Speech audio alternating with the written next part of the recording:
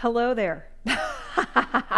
So today we're going to be talking about body conditioning movements that really help to stabilize some of our Oriental dance movements.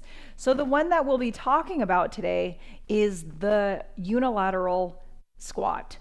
You can also think of it as hip dips, one-sided hip dips,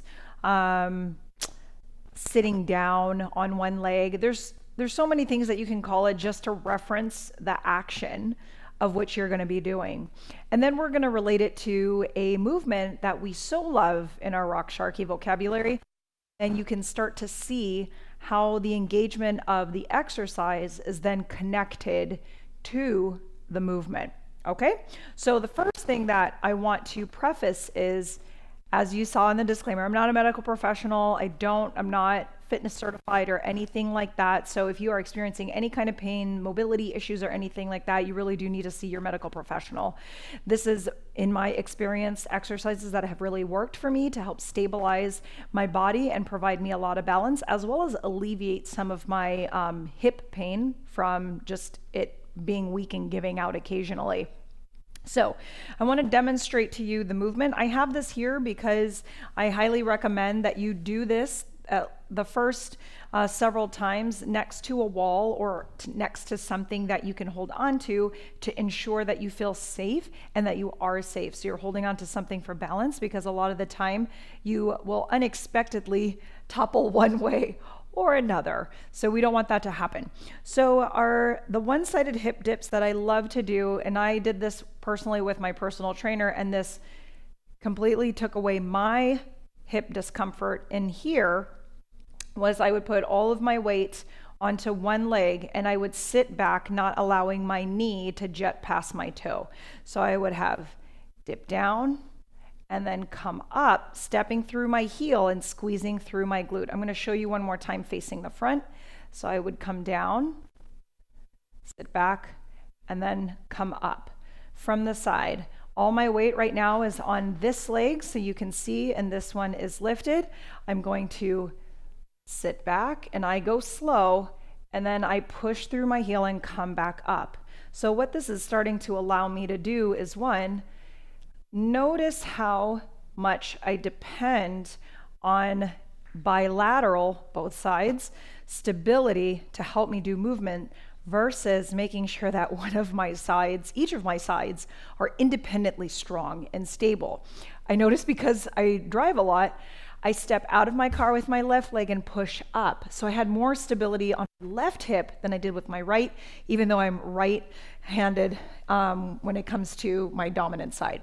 So from the back, I'm going to do this leg so I can get a little bit of evenness in my movement. I balance on one, and then I sit back. And I'm still showing you this, so I don't expect you to start doing this right now, because I want you to be able to hold on to something. Right? So I come back, you see my butt pop out at you, and then I come back, and I'm keeping my chest lifted. So now, let's do it together. I want you to hold on to something so that way you feel safe. So you can either have something right in front of you, keeping your elbows right at your side, and then holding on to this as you do this movement, right? And then coming down with it. Or imagine this is a wall, and you are putting the weighted leg, the one you're standing on, next to the wall, and then coming down. So that way you feel safe and stable. And if something happens, you're into the wall versus onto the floor.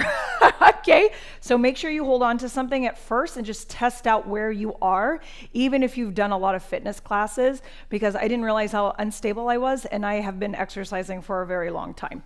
So I'm going to hold mine here. I'm going to put all, if not most, if not all of my weight onto one leg. So you can definitely just keep it like this with your toe down for stability and safety, right? You know your body best. And like I said, you need to talk to your medical professional about that if something is really off for you. And then as you're standing here, I'm going to touch my toe down for right now so you can see that you can still do the exact same thing. I'm going to bend at my hip first. I'm going to hinge at my hip first and sit back. You only go as far down as you feel that you can be safe, right? Don't sit all the way down and then fall. That's not the point of this exercise. So we're gonna do this in layers, coming down and then coming up. Okay, so level 1, you're gonna pay attention to this leg right here. I'm going to sit back, and you see how it's just a slight bend. My knee is not going past my toe, and my knee is in alignment with my feet and my hip, right? And then I'm gonna put my weight into my heel using and engaging my posterior chain, my hamstring, my butt cheek, my glutes, pushing all the way back up and squeezing when I get there. And then I'm gonna go down again, same level, back, push up. Oh my gosh, I already feel it. Woo!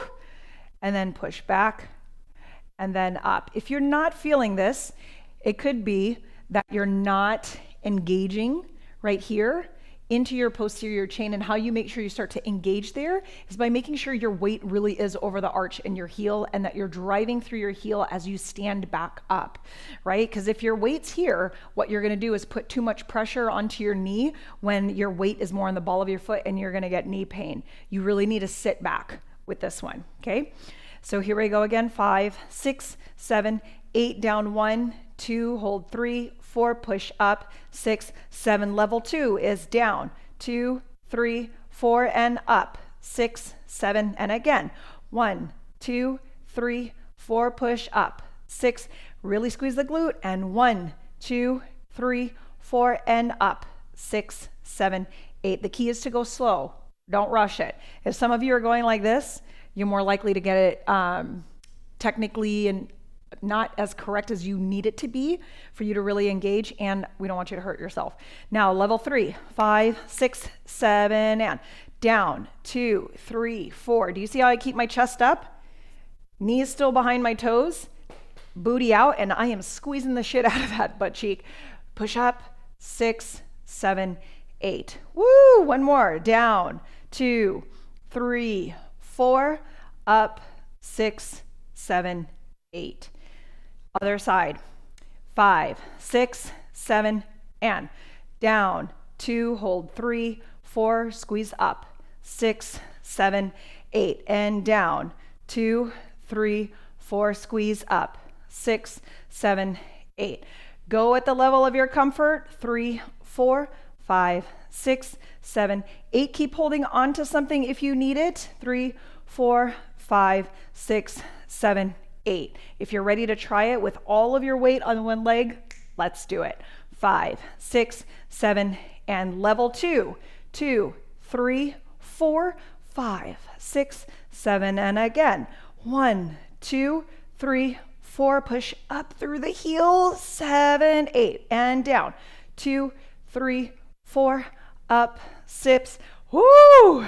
Yes, 2, 3, 4, and up, 6, level 3. Stabilize yourself, go slow. Hold, push up, 6, 7, and slow down. 2, hold, and up, 6, 7, and who else is like feeling this and burning? Woo! And then up, 6, 7, 8. Do y'all feel it? Do you feel it? Right in the cusp of your butt? Yes, this is what you want. Now, what movement does this really relate to, right? Let me get my handy dandy stool out of the way. This movement really relates to any kind of seated movement that we do, but in particular, I want to reference our large Egyptian hip circle of where we put our booty back and down. This one, 1, 2, 3, 4, 5, 6, 7, 8. So you might be asking yourself, how does this relate? Let's do it in slow-mo, shall we? You like how I have to make my own sound effects? I'm going to go to my right, so you join with me. We'll go slow. 1, 2, 3, 4, 5, 6. Where is your weight? On the right side. What is this mimicking? The exercise we just did. 7, midline, both butt and posterior chain engaged. Chest is up. Do you see how my knees, I'm not jetting past? And I'm activating my glutes right now. Through my hip circles, I activate my glutes. It takes the pressure off the knees, right? Here, 8. Now, majority of the weight is on this side. And then what do? We push up through the heel. We were right here on the one side. We push up through the heel. And then we continue forward onto the ball of the feet.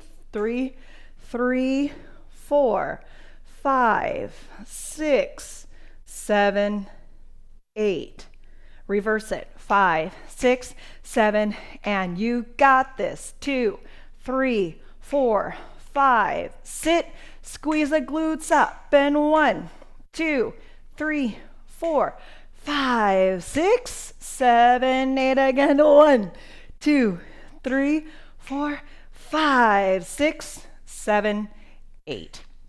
So anytime you're doing any of these level changes that require you to get in some kind of seated, squatted, hips are dipping kind of position, activate your posterior chain. And those one-sided, those one-sided hip dips really allow for you to build up the strength, the balance, and the safety in your body to feel safe, and understand that you want your lower half of your body to work, but not putting pressure on your knees. So many people don't do that movement because their knees hurt because of it. And it's a matter of conditioning the body and really prepping it and understanding how to activate your body safely so you can dance with more confidence.